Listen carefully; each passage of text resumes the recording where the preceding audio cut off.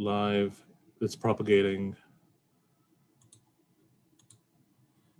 Okay, so I think we're there. So this wonderful pile of projects that are always trying to figure out how to get it done. But Laura, thanks so much for being on this live with me. It's obviously this pile of project I'm figuring out, and I'm so glad you're here to have this conversation about employment stuff.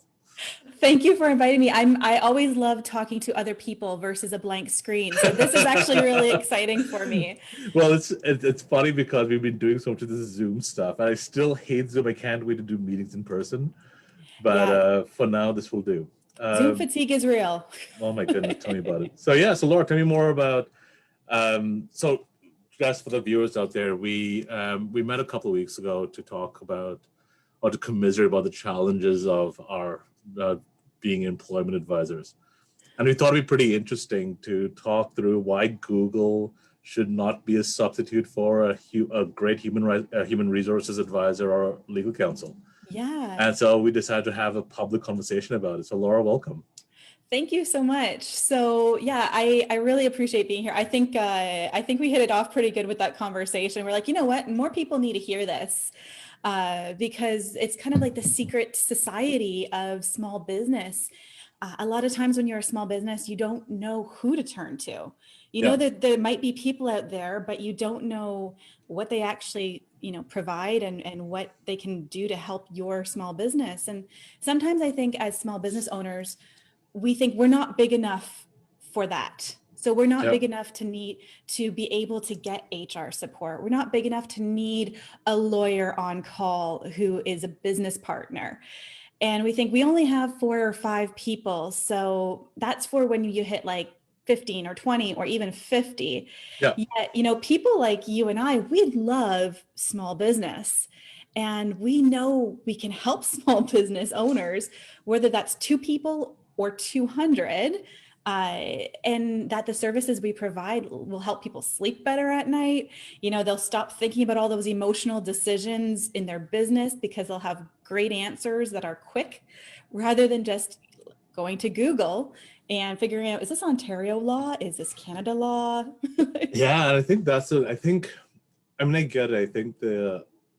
I think a lot of small business owners, they really see us as being like a cost center, right? And they see us as being really expensive cost centers, right? And I think unless you have an insight about the value you play, you can only see us as a cost center. You don't really talk about what is the value of the relationship. So one of the things that we wanted to do with these, series of conversations is to talk through our role in the process, right? And so I guess Laura, at the outset, when you're talking about what you do at Essential HR, what are the type of stuff that you're managing on behalf of small business owners? Yeah, so we work with clients. We've actually just launched a new service to work with businesses who are scaling to their first team member, because I think that's kind of a hidden area that people haven't tapped into. And my gosh, going down that rabbit hole to figure out, what am I supposed to do? What tax forms do I need filled out? Am I supposed to give them health and safety training? All of those questions as a small business owner with 18 hats on already, and throwing in, now I have to hire somebody, which is a great thing for your business. It means you're going to have added revenue coming in, and it means that you're going to be able to maybe give away some of those hats. But the process of it is so overwhelming, especially for the person who's doing it for the first time. Yeah, absolutely. So before, we said we helped businesses ideally between 5 to 50. Most of our clients are between 5 to 20 team members. Now we start at number 1. We start with helping you at that first employee in order to bring on the right person who knows what it is that you need as a business owner for them to do and getting those documents in place. So I guess now we have to say we help small businesses from 1 employee to 20 employees or 1 employee to 50 employees. That first employee is such a milestone, right? Huge. Because you're really like saying, oh, I can't do everything myself. I've got to find somebody else. What are the things I need to do? And obviously, Google has so much of stuff on Google about this, right? But I think there's such a difference between just simply doing all the paperwork versus how do you actually make sure that I'm meeting your expectations as a business owner or as a supervisor? And that's a very different dynamic. Yeah, for sure. And sometimes we are so busy as business owners to even get what's in our brain about what we want this job to be in a Yeah, practical manner in a document. We skip that first step. And that's literally the most important step to hiring your first employee is what is this person going to do? Sometimes we hire somebody and we don't really think through what are they going to do. And then it turns sour down the road because we didn't have a clear expectation. Now that expectation can change, absolutely, but it has to start somewhere. that comes into play, especially when you don't really set expectations at the outset, so at the start of the process. And so, like for example, whenever I talk about employment agreements, I always say, like, look, like, is this the person right for the job? Mhm. And what does success look like, at least in the first year of the relationship? So then you're setting expectations for the employee about what targets they need to meet. And then you, as the business owner, can say, hey, are, are they meeting these targets so you can assess their performance, right? And as a business owner, we often don't go that far. We might get to the tasks, but we don't get to see what does success look like. What Yeah, we don't palletize that. And no fault of anybody. Business, business owners, we're busy.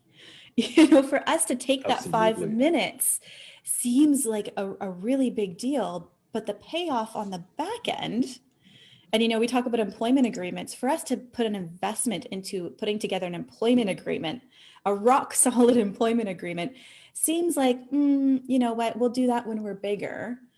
But the investment on that, on like your first employee, I mean, there's dividends that pay out on the back end of that more quickly than we actually realize. Well, it's not, and I just think it's about, I mean, you talked about paperwork, right? And we just talked about agreements. I think what we're both talking about is essentially process. Mhm. And that process is not something that, I mean, you could read about it obviously on Google. Like there's lots of really good articles out there.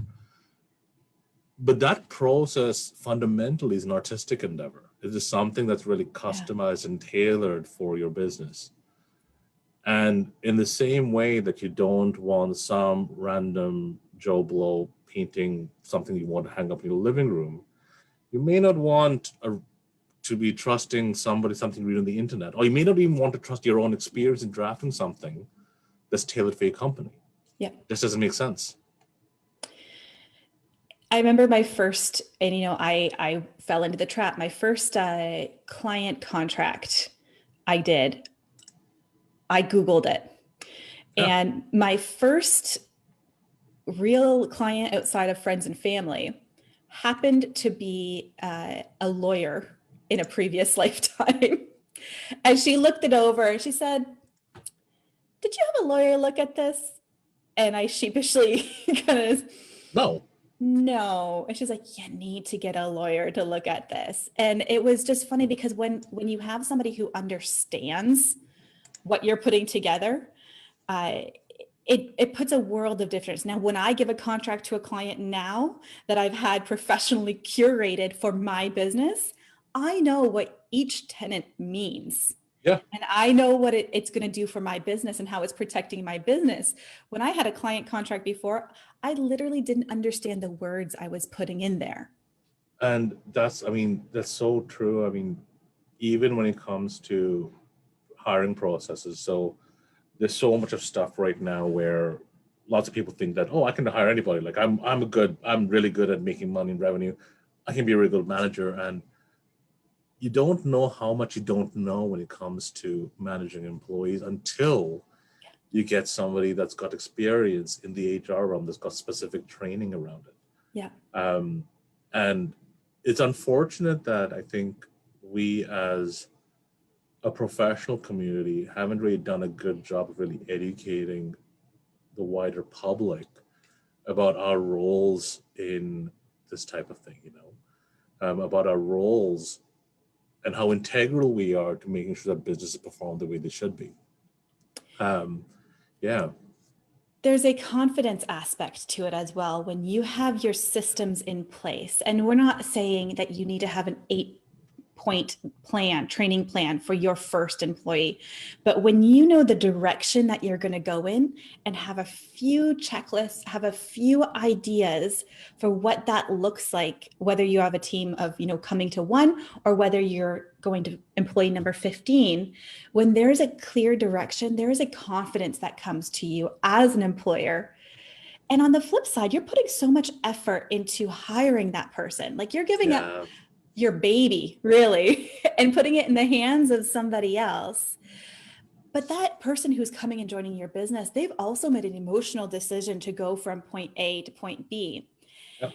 And when you have the systems in place and you're confident saying, you know what, this is the direction we're going on the first day, in the first week, that gives confidence to the person who made the decision to join your team to say, yeah, this was a great decision.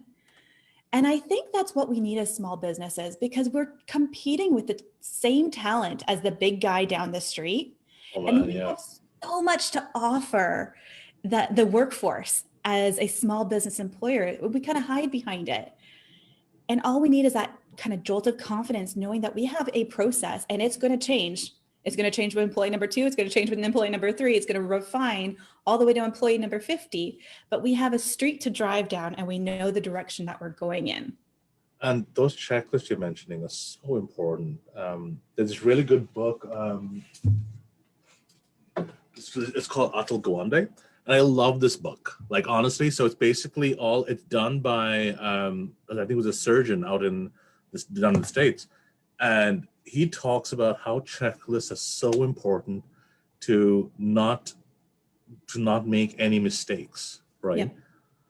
And oftentimes, especially as an employment lawyer, or in my role as helping companies manage employment contracts and whatnot and manage terminations, it's shocking to find how many times a company misses a step. Mm-hmm. And so now one of the things I'm doing with my clients is basically giving them a checklist saying, like, look, these are the things you need to do. Basically, when you hire someone and terminate someone, we'll go over that in subsequent conversations. Yeah. But like you said, like checklists are so important, process is so important, because otherwise you're going to miss something. And at least if you have the checklist and you do miss something, you are aware of that gap, and it's not going to come back and be like, oh, geez, I didn't see that coming. You're like, you know what? I missed that step, and I know what will happen, and I know how to mitigate it because of the checklist. Yep. And I don't want people to think that these checklists are so extensive or so difficult. They're literally things like provided an offer letter prior to them starting the job, gave them 3 to 5 days to review it. It's very simple things that in our day-to-day, we just need that touch on the shoulder. Hey, did you remind that? Did you remember that? And again, this goes back to your comment about scaling, right? The minute that you have one person hiring the second one, mm-hmm. you're actually building on what companies call institutional knowledge, right? I did it for this person. I've got to do the same thing for the second person or the third person, or what things need to change between first and second, right? And your business will take on a life of its own. And what's called great culture. About that's what's called exactly, company culture, right?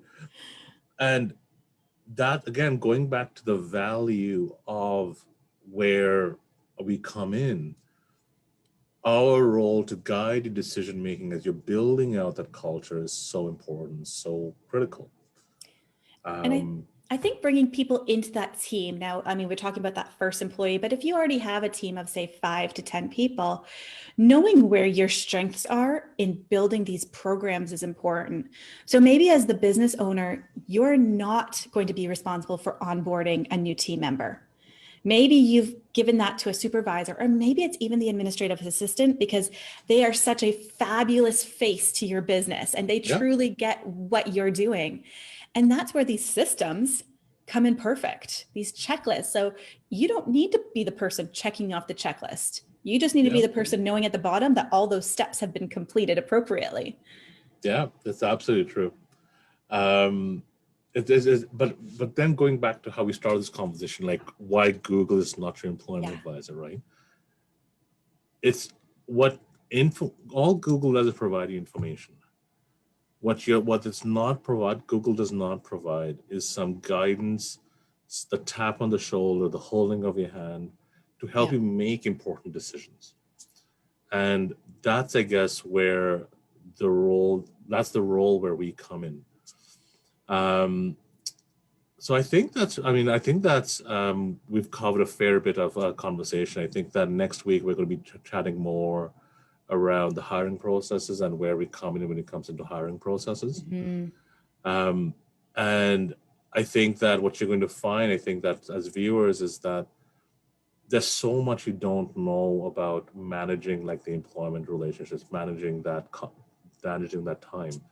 And I think speaking for myself, I'm super excited to chat about it. I'm sure you are as well, Laura. Yeah, I think that's what the problem is when you put, an employment lawyer and an HR geek together in the same room. We're like, we get to talk contracts. We can talk policies. We can Yeah. process.